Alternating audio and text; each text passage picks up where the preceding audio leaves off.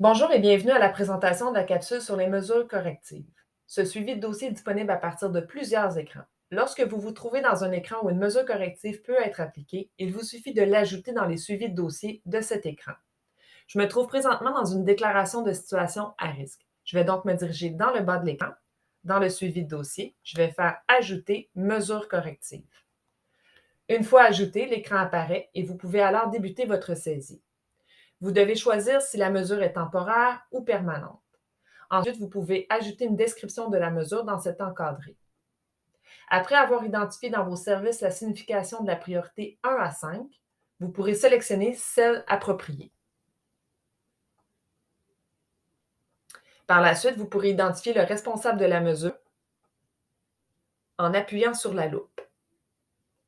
L'état vous permet d'identifier les différentes étapes dans lesquelles vous vous trouverez durant la mise en place de la mesure corrective.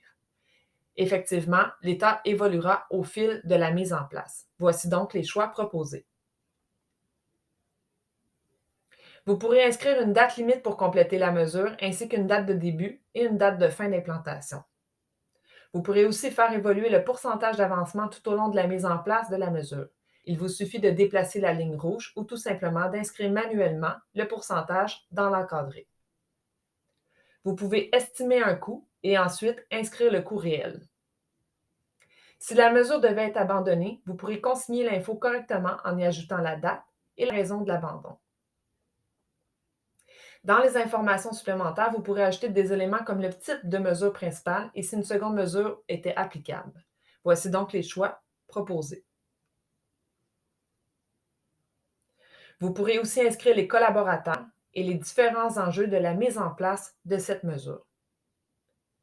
Ceci met fin à la capsule sur les mesures correctives.